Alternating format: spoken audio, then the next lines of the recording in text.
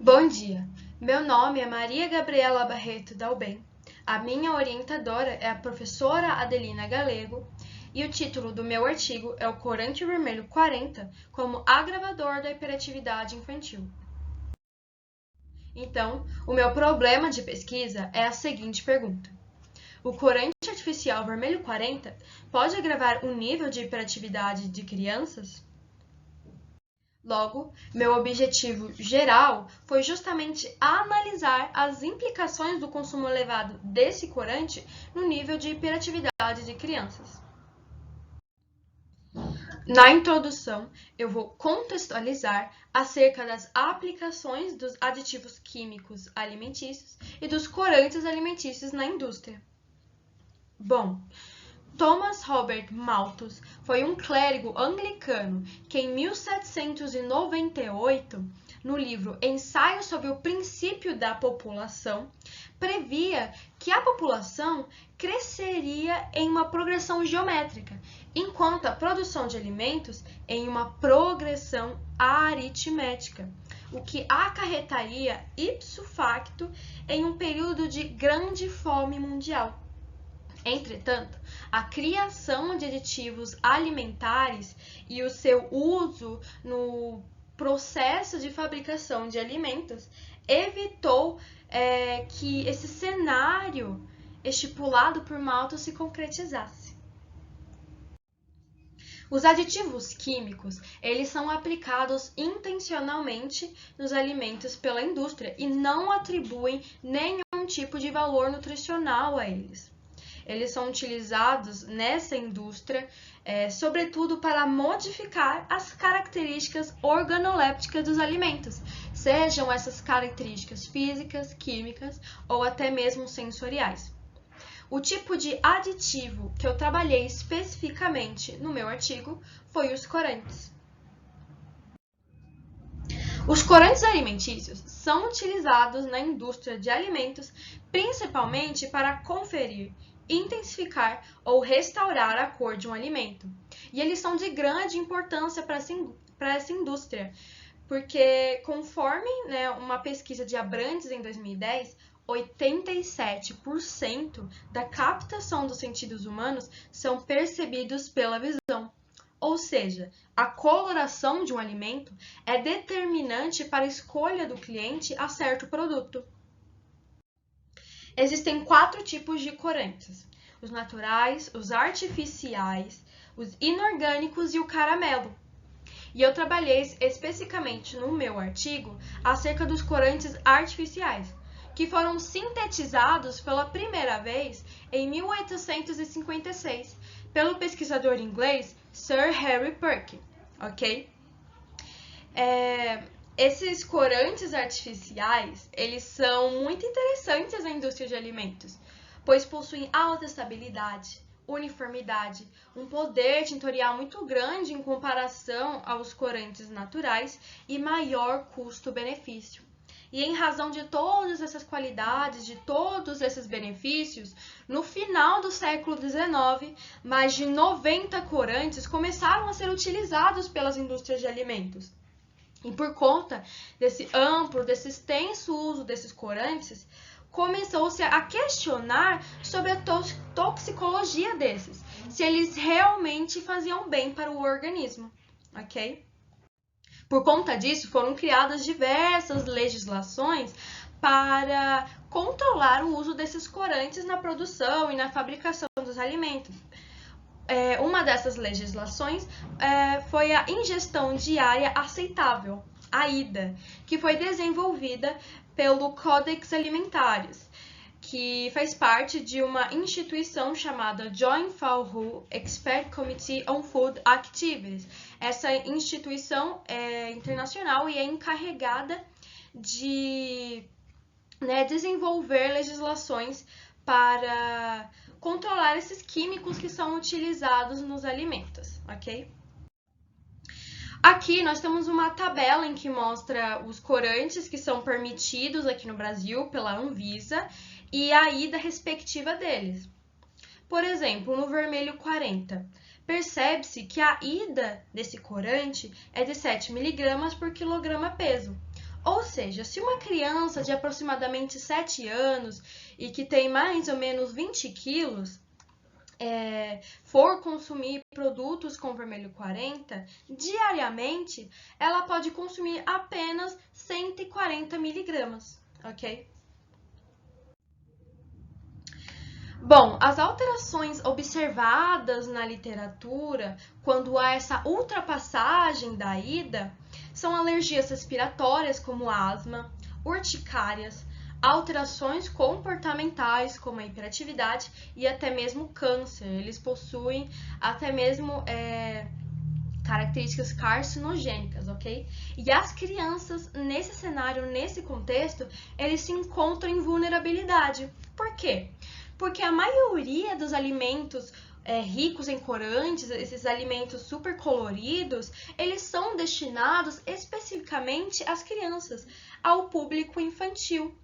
E por conta da imaturidade fisiológica delas, né, eles não possuem ainda um trato intestinal totalmente desenvolvido, a metabolização desses químicos não é eficiente, ok? Na pesquisa de Santos, em 2019, foi verificado, então, os aditivos presentes nos alimentos ultraprocessados, né, nos alimentos industrializados, que foram dedicados especificamente ao público infantil. E constatou-se que 18,8% desses alimentos possuíam corantes. Então, aqui foi evidenciado que os corantes realmente fazem parte da maioria dos alimentos em que as crianças consomem na rotina deles. Ok? Aqui falarei sobre a toxicologia do vermelho 40 e as implicações desse corante no agrave dos níveis da hiperatividade de crianças já hipercinéticas, ok? O vermelho 40, então, ele é pertencente ao grupo azo de corantes. Então, por ele pertencer a esse grupo, ele vai possuir uma dupla ligação, ou seja, uma ligação insaturada entre nitrogênios adjacentes, nitrogênios que são juntos, que estão pareados, que estão paralelos. E esses nitrogênios adjacentes, eles estarão ligados a cadeias aromáticas e a dois grupos sulfonados, como se pode ver aqui na fórmula estrutural do vermelho 40. E esses substituintes que eu acabei de falar, eles conferem ao vermelho 40 durabilidade, verdade e, sobretudo, resistência ao pH, ao ácido ascórbico, que é a vitamina C. E isso torna o vermelho 40 realmente muito interessante na indústria de alimentos, podendo ser utilizado amplamente, por exemplo, na indústria de bebidas, ok? Porém, segundo estudos metabólicos, foi evidenciado que esses substituintes, né, essas cadeias aromáticas, juntamente com esses dois grupos sulfonados, eles fazem com que o vermelho 40 tenha pouca absorção no organismo, o que para um fisiológico imaturo da criança é realmente perigoso. Ok? Segundo uma pesquisa de Abrantes, em 2010, em que foi analisado, então, os corantes que estavam na composição das balas e dos chicletes favoritos por crianças de 6 a 9 anos de uma escola particular do Rio de Janeiro, foi visto, então, que as principais colorações, né, as colorações preferidas pelas crianças foram o vermelho e o rosa. E que essas duas cores tiveram principalmente como corante o vermelho 40.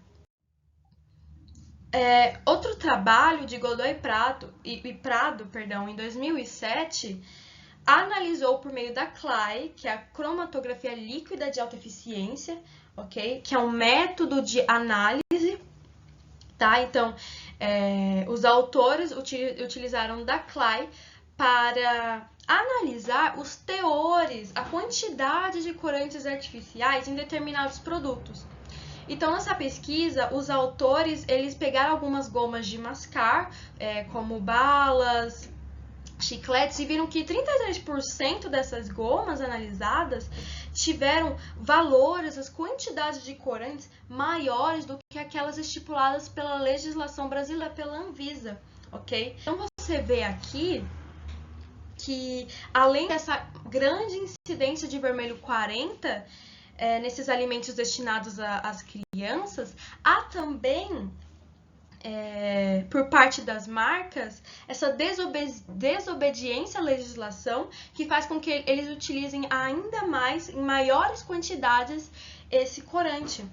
Isso é muito perigoso porque o vermelho 40, ao se acumular no organismo imaturo das crianças, acaba que ele se torna capaz de atravessar a barreira hematoencefálica dessas crianças, né? Ligando-se a proteínas importantes do corpo e iniciando um processo grande inflamatório, ok? Nesse organismo, e que acaba por induzir a permeabilidade intestinal, conduzindo a reações cruzadas e autoimunes, que em conjunto fazem com que os níveis de hiperatividade dessa criança, já hipercinética, sejam agravados.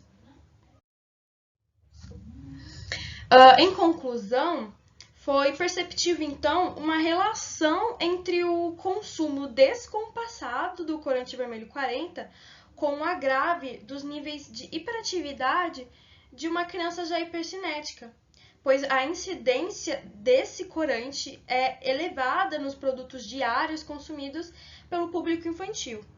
E, além disso, a estrutura desse químico confere baixa absorção e poder acumulativo no trato digestório, o que pode ocasionar em diversos processos inflamatórios, capazes de exacerbar o grau hipercinético dessa criança, ok?